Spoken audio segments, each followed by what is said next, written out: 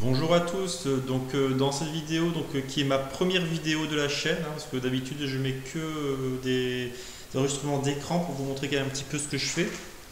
Et donc là je profite de cette nouvelle sortie de cette Ubuntu 20.04 qui est sortie normalement hier. Au niveau des news on ne voit pas trop passer l'information, mais apparemment la sortie officielle était hier.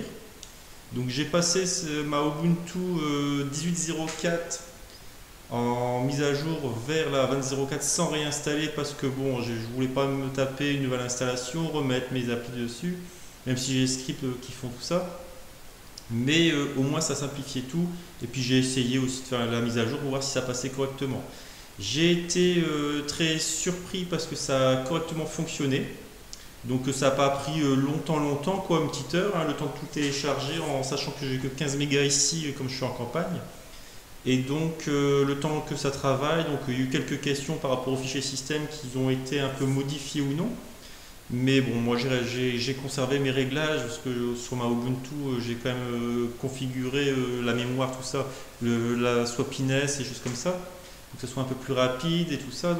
J'ai conservé mes réglages, mais au niveau de l'interface, donc on voit un petit peu les logos qui vont un peu changer, la barre, tout ça. Alors, au niveau des correctifs que j'ai vu, au niveau des icônes, par exemple si on lançait sur l'ancienne VLC, on va donc qui se lance, voilà, le cône avant était disproportionné, là maintenant il est impeccable. Donc, en plus il y a Free TV qui se lance. Avant c'était tout dégueulasse, là c'est impeccable, donc l'icône est impeccable, les icônes sont impeccables au niveau de ça. Donc la petite nouveauté que j'ai aperçue aussi, c'est au niveau des notifications, la petite cloche. Voilà.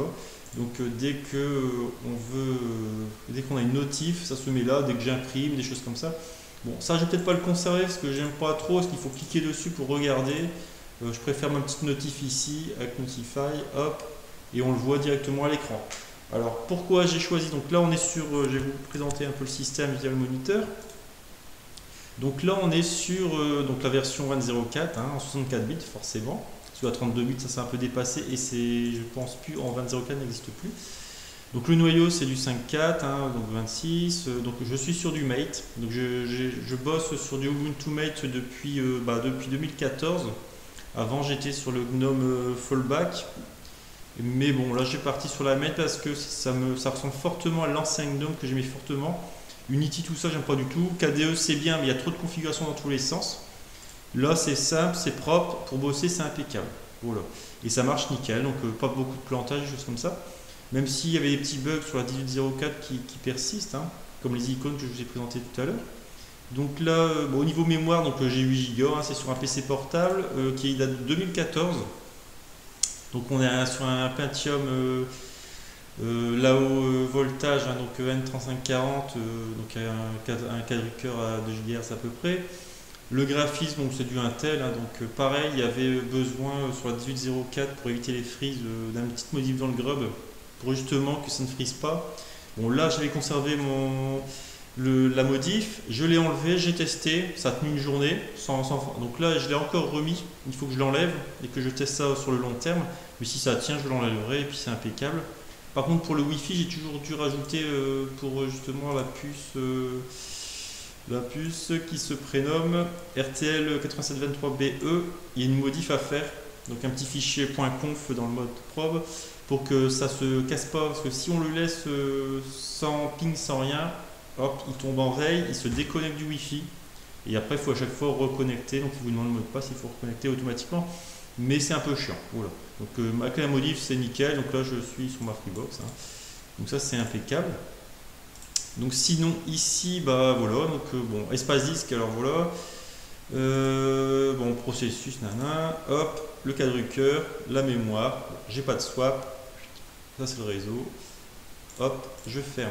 Sinon quoi dire de plus, bon, au niveau des applications, alors moi ce que je fais c'est que j'utilise fortement Ubuntu, je suis que sur ça, et comme j'ai une auto-entreprise, je fais ma facture dessus, j'envoie des PDF avec les factures aux clients par mail, je télécharge, je fais plein de choses, je fais de la récupération de données, parce que je suis informaticien, Et ce que je fais également, c'est que, bon là c'est mon produit perso, c'est ma distribution perso pour moi, mais j'ai également une distribution que j'offre, que je propose aux clients, avec le maximum de choses qu'ils retrouvent sous Windows. Donc il y a du Skype, il y a du, bon, là on voit il y a du LibreOffice, hein.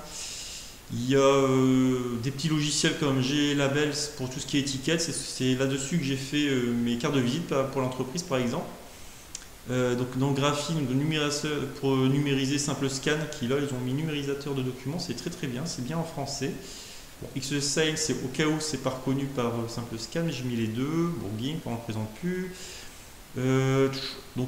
Chrome, Firefox, Skype, voilà. C'est des références qu'on retrouve sous Windows, ils retrouvent ça sous Ubuntu, ils sont contents.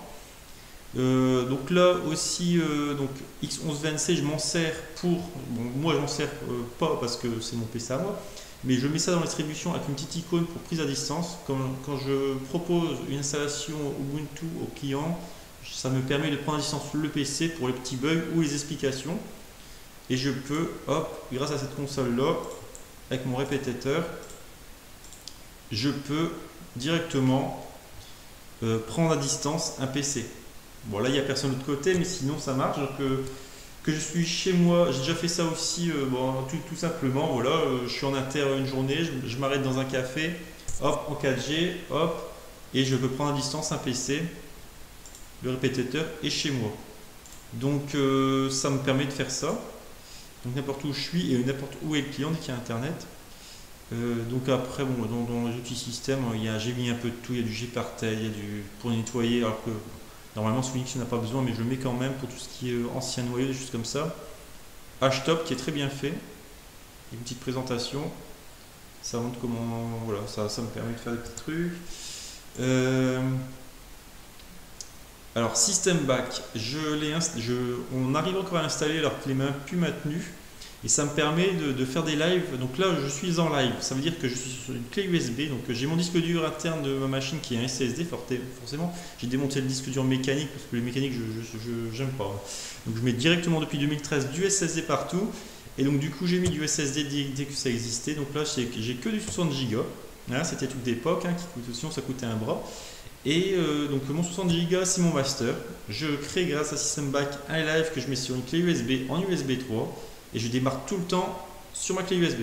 Alors je vais vous dire pourquoi. Tout simplement parce que quand je suis chez un client, je tape ses mots de passe, je prends du SSH, je fais plein de choses. Au moins quand je suis en live, dès que j'arrête la machine, tout est perdu. J'ai pas besoin de nettoyer. Je peux aussi faire des modifs, je peux installer des choses. Ça me permet aussi d'installer beaucoup de choses, et dès que je redémarre, ça c'est effacé. Je peux faire des tests, fortement de tests, des choses comme ça, et au moins voilà, je ne modifie pas mon master est toujours impeccable, et je peux faire plein de tests. Même dès qu'il y a un bug, je fais des tests sous mon live, je vois que ça fonctionne. Bon, après s'il faut rebooter tout ça, si c'est un noyau je peux pas le faire, mais si c'est juste un petit test, je teste sous mon live, ça fonctionne, je le répète sur mon master, et au moins on a un truc simple. Bon, le terminal, hop, et donc après, bon, on a les choses parties Audacity pour tout ce qui est MP3, travail de son, pour graver Brasero, Cheese pour la webcam, Clémentine. Alors Clémentine, là il y a un souci sur la 2004, c'est que j'ai plus les visualisations. Je sais pas, c'est grisé, Project M apparemment ne fonctionne plus trop. Je peux le lancer. Alors j'ai vu ça, je peux le lancer. Voilà, mais j'ai pas l'interface. Donc là il est bien marqué lancer, j'ai pas l'interface. Par contre si je reclique une seconde fois, je l'ai quand même. Voilà. Et comme je vous ai dit, il n'y a plus de visualisation. Donc je sais pas, pour l'instant je laisse comme ça. Bon, elle vient de sortir, il faut être aussi indulgent, hein. Sinon c'est très très stable, mais il y a ce petit souci là qu'on n'avait pas sur le 18.04. Alors est-ce que c'est dû à ma mise à jour? Il faudrait que je lance sous un live, que je télécharge l'ISO officiel, que je mets en live, que j'installe Clémentine, que je teste, voir si c'est vraiment ma mise à jour qui a fait ça ou si voilà. Mais bon, pour l'instant ça j'attends. Mon Free TV c'est moi qui l'avais rajouté. Molotov c'est pareil, ça j'ai rajouté aussi. Donc voilà. Bon, après tout ce qui est paramétrage, bon là j'aime bien parce que le paramétrage tout est dans, même pour les particuliers, hop, tout est au sein d'une même fenêtre. De toute façon il touche pas, tout est préconfiguré. Voilà, donc ici mes petites informations perso, donc j'aime bien parce que là j'ai vu qu'il n'y avait plus la date, et après il faut cliquer pour regarder. Ça j'aime pas beaucoup. Parce que moi je suis très productivité, donc là j'ai juste un petit coup d'œil, j'ai la date. Mon IP WAN, ça peut servir en cas de dépannage. je sais que j'ai internet et mon hostname. Voilà tout, donc c'était une petite présentation. Voilà, donc après, une fois qu'on lance Google, des choses comme ça, voilà, hop, je vais vous présenter mon petit site en vite fait. Donc ça, c'est mon activité professionnelle. Si vous allez sur ce site-là, vous aurez voilà, l'ensemble dans le portfolio, l'ensemble de mes projets, des choses comme ça, pour visualiser ça, tout ça. Voilà. Et bien écoutez, je vais faire une prochaine vidéo pour voir un petit peu s'il y a des correctifs là-dessus, tout ce que je vous ai présenté qui ne fonctionnait pas. Et puis on verra ça, tout ça ensemble. Merci.